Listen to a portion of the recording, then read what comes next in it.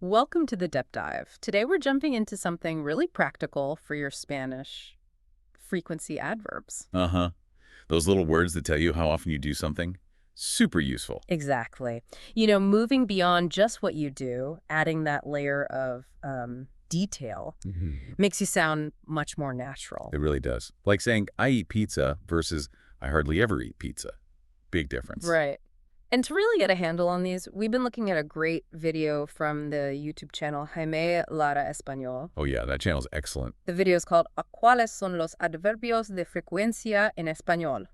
Seriously, if you're learning Spanish, you should check out Jaime Lara Español. Lots of helpful stuff there. Definitely. Clear explanations. So our mission today is basically to walk through the main frequency adverbs they cover in that video and figure out how you can use them effectively. Oh, good. And, if this deep dive helps you out, maybe pop over to Jaime Lara Español on YouTube, subscribe, leave a comment, share their video. It's a great way to support their work. Absolutely. Good content deserves support. Okay, where should we start? Let's start at, well, zero frequency. With nunca. Never. Right, nunca. So the Jaime Lara Español video points out two main ways to structure this. Okay. The first is just nunca plus the verb in the affirmative, like nunca voy al cine. I never go to the cinema. Simple enough, but the never right at the front. Exactly. But then there's the other way. No, then the verb, then nunca at the end. The double negative thing Spanish does sometimes. Sort of, yeah. So no voy al cine nunca means exactly the same thing. Okay, nunca voy or no voy. Nunca. Got it. Both are common. Now, moving up just a tiny bit on the scale, casi nunca. Almost never. Hardly ever. Precisely. Hardly ever is a good fit. And the good news, same structure options as nunca. Oh, nice. So you can say, Casi nunca voy al cine. Or, no voy al cine casi nunca. Easy enough to remember then. yeah, just swap in casi nunca. Now, Jaime Lara Español also brings up apenas. Apenas, Yeah. which is kind of like barely or hardly. So similar to casi nunca. Very similar in meaning, yes. But the usage is a bit different, usually. How so? Apenas really likes to be at the beginning of the sentence. So, apenas voy al cine. Ah, okay. So less likely to hear voy al cine apenas. Much less common. Yeah. It usually leads. So, nunca and casi nunca have those two options, but apenas mostly sticks to the front. Good distinction. Okay, moving on up. Doing things sometimes. A veces. A veces. Yeah, the video suggests this is around, say, 30% frequency-ish. 30%, okay. And this one's pretty flexible. Very flexible. You can put it before the verb. A veces me lavo los dientes. Sometimes I brush my teeth. Makes sense. Or after the verb, like voy al gimnasio a veces. I go to the gym sometimes. That works too. Is there like a subtle difference in feel depending on where you put it? Maybe slightly. Putting it first, a veces me lavo, might feel a bit more like stating a general, occasional habit. And at the end, maybe more like an afterthought. I go to the gym sometimes. Yeah, perhaps a little less planned, less routine, and you can also stick it right at the end of the whole sentence, or even just say it by itself. Oh, right. Like if someone asks, do you go to the theater? Exactly. You could just answer a veces. Handy. Okay, now the video also mentions de vez en cuando. Now and then, occasionally. Is that basically the same as a veces? Pretty much interchangeable in terms of frequency, yeah. Also around that 30% mark. Means now and then, or occasionally. And placement. Similar flexibility. Yep. Yeah, Me Lara Español shows it can go at the beginning or the end. You might ask, ¿Cuándo vas al teatro de vez en cuando? When you go to the theater now and then. Okay. Or, de vez en cuando voy al teatro. Now and then I go to the theater. Right. Or another example they gave, de vez en cuando veo una película en Netflix. Now and then I watch a Netflix movie. And like a veces, you can use it on its own too. Cool. So, two good options for sometimes or occasionally. Now let's bump it up. Frecuentemente. Frequently. Frecuentemente. Now we're talking maybe 60% frequency, happening more often than not.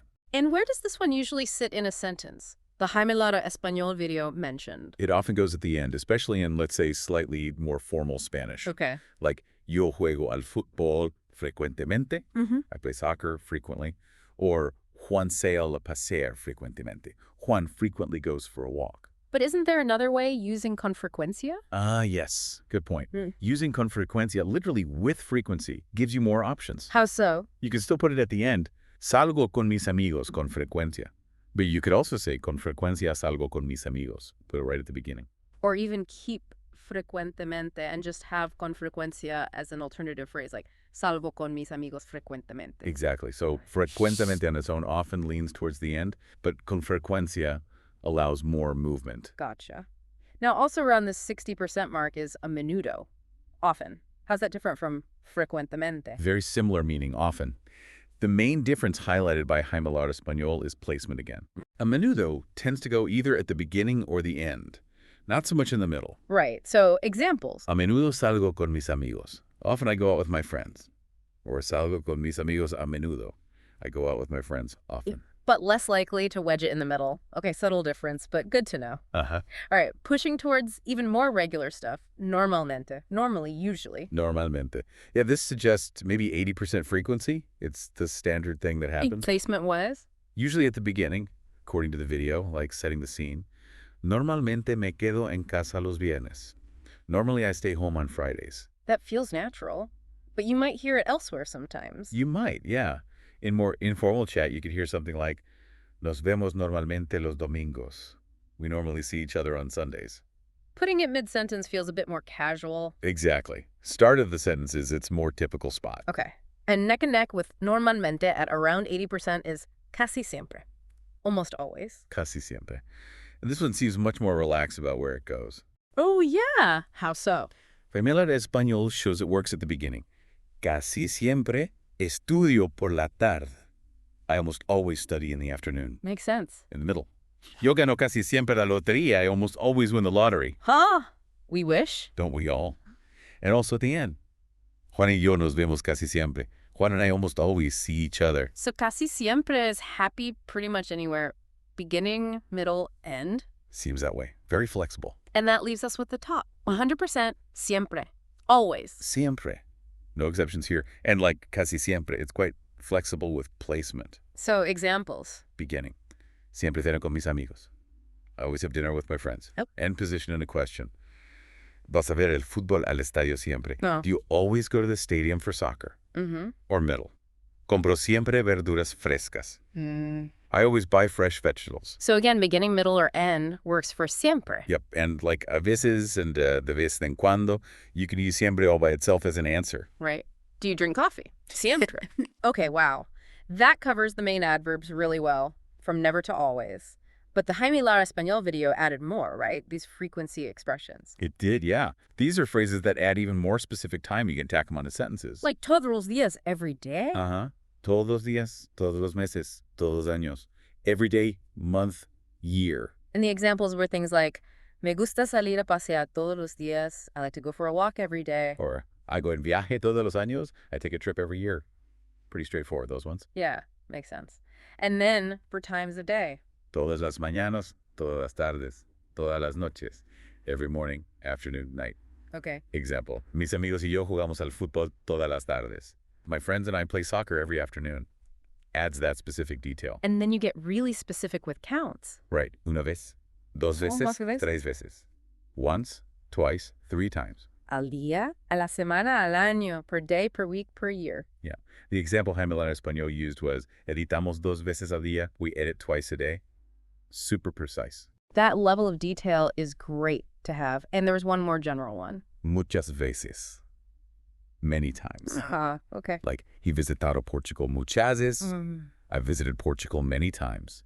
Good when you don't have or need an exact number. Perfect. So wrapping that section up, these adverbs and expressions are just vital for saying how often things happen. Absolutely vital. And honestly, that video on Jaime Lara Español we mentioned really lays it all out very clearly if you're learning Spanish. It's a fantastic resource. Cannot recommend it enough. Seriously, check out Jaime Lara Español on YouTube. Yeah, definitely subscribe if you find their stuff helpful. Maybe leave a comment, share the video. It really helps creators keep making useful content like this. It does indeed. So for you listening, think about how you can start weaving these into your Spanish. It's going to make your conversations so much richer. Definitely. Instead of just flat statements, you get nuance, you get rhythm. Yeah. And it actually leads to a final thought, something to maybe mull over.